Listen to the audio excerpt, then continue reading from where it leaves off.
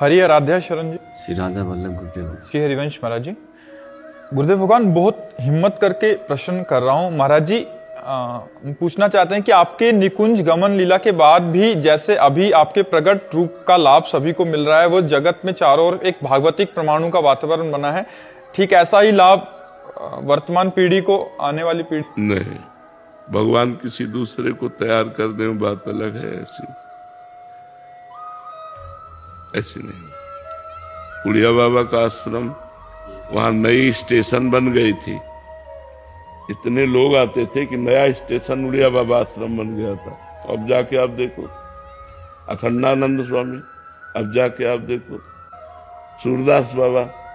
समय होता है, संतों का एक प्रभाव होता है, जब वो प्रकट रहते तो उसका प्रभाव होता है, और जब अंतर ध्यान हो जाते हैं तो फिर सूनापन रहता है। महाराज जी, आपके हेतु कृपा से अब तो संतों की फैक्ट्री हो। कह रहे हैं कि आपकी हेतु कृपा से संतों की तो यहाँ एक फैक्ट्री टाइप है महाराज जी, और ग्रस्त में भी बहुत सारे साधक हैं। तो कोई ऐसी आज्ञा आपकी कि जो आपके जाने के बाद भी हम निरंतर वैसा ही अपने चित्त में अब जैसे हमारे संत रूपी खेत में कौन सा वृक्ष तैयार हो जाता है, अब ये नहीं कहा जा सकता कि कौन सा संत ऐसा तैयार हो जाए प्रतापी, जो हमारी पद्धति को खींच ले चले, जैसे चल रहा वैसे चले।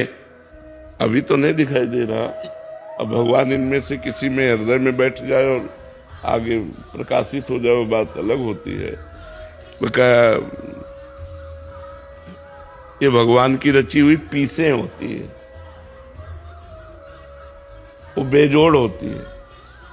हो सकता है भगवान किसी और को तैयार कर दे, क्योंकि उनकी सृष्टि संभालना उनका कार्य है। लेकिन अब ऐसा हो कि जैसा प्रेमानंद के सामने चल रहा है, ऐसा अनुपस्थिति में भी एक प्रभाव होता है। वही बात कह रहा हूँ, वो हम अपने हृदय से जानते हैं। अपने गुरुदेव के लिए जैसा है वो हृदय से जानते हैं।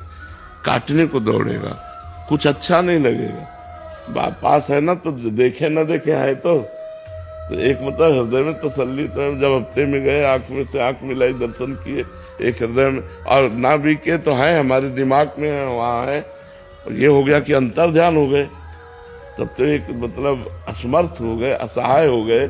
जैसे बालक के लिए माँ का ना होना, छोटे बालक के, असमर्थ बालक के लिए माँ का ना होना, ऐसे शिष्य के लिए गुरु का ना होना बड़ा दुर्भाग्य है।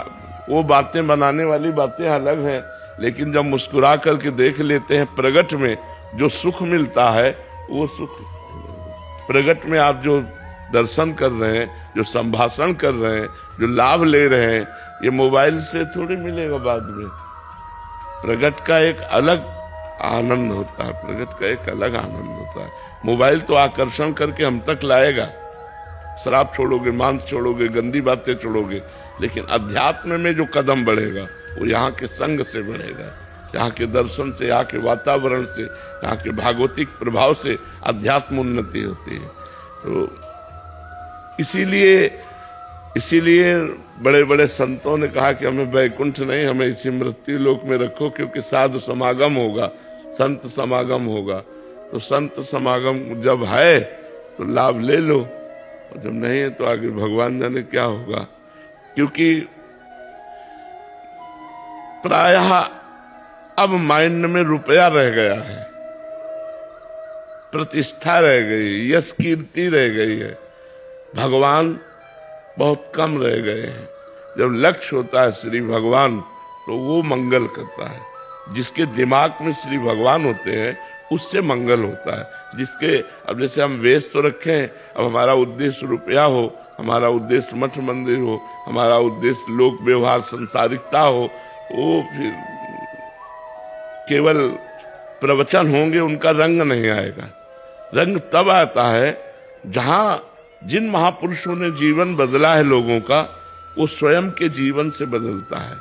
आपका जीवन यदि तपोमय है, भजनमय है, और जो आप बोल रहे हो वही आपके आचरण में है, तो प्रभाव पड़ेगा, उसका जीवन जबरदस्ती बदलेगा, उनका दर्शन से, संभाषण से, संग से बदलेगा।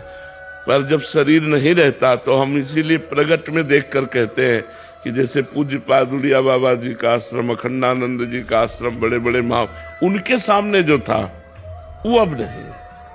उनके सामने जो प्रभाव था वो अब दीवारें सुनी सुनी नजर आती हैं, अब वो नहीं है। जब वो महापुरुष होते हैं तो एक मतलब समाज खिली हुई रहती है, हर समय नई प्रसन्नता, नया आनंद, नई गूंज, नया। तो प्रगट में जो श्री जी लीला कर रही हैं वो अंतरित होने के बाद फिर किसी दूसरे को तैयार कर दे, वो बात अलग है। महाराज जी, कोई शिष्यों के लिए आज्ञा आपके द्वारा? नाम बाणी, नाम बाणी जहाँ श्याम श्यामा तहाँ, नाम बाणी सुनत श्याम श्यामा सुबस, नाम बाणी निकट श्याम श्यामा प्रगट। जो गुरु मंत्र है, जो गुरु नाम है और जो गुरु आचरण है, आपको दिए गए आप ऐसे चलो, आप ऐसे चलो, उन्हीं पर चलता रहे तो उसको दिमाग में बना रहेगा, मेरे गुरुदेव मेरे पास है। कभी भी ऐसा नहीं लगता कि हमारे गुरुदेव हमसे दूर हैं, हमारे दिमाग में बैठे हुए हमारे, क्योंकि मंत्र उनका, नाम उनका, वाणी उनकी दी हुई, जीवन उनका दिया हुआ, तो हम उन्हीं में तो वास कर रहे हैं, उन्हीं से जी रहे हैं। जैसे हम श्वास के बिना जी नहीं सकते, ऐसे गुरु के बिना अध्यात्म का जीवन नहीं हो सकता। गुरु ही अध्यात्म जीवन है, अध्यात्म ही गुरु है, गुरु ही अध्यात्म है। महाराज जी, जैसे आप कह रहे हैं कि बगीचा लगा है पूरा, तो आपके द्वारा इतना बड़ा विशाल लाखों लोग इस मार्ग पे चलने लग गए हैं। महाराज जी, हमें याद है कि जैसे बगीचा बाहर वाला लगा था, इतनी जो लता थी आपने सींच के आज एक स्वरूप धारण कर लिया। महाराज जी, अब वो स्वतः ही चलने के लिए तैयार हो गई। हाँ, अभी आप उसको देखो पानी ना दो तो भी हाँ, अभी मतलब उसकी जो पहले जो आपने हाँ, सिंचन किया, पहले जो, हाँ बिल्कुल। तो जो प्रारंभिक साधना होती है उसमें विशेष सानिध्य की जरूरत होती है, और जब साधक का अभ्यास हो जाता है तो फिर वो चल जाता है।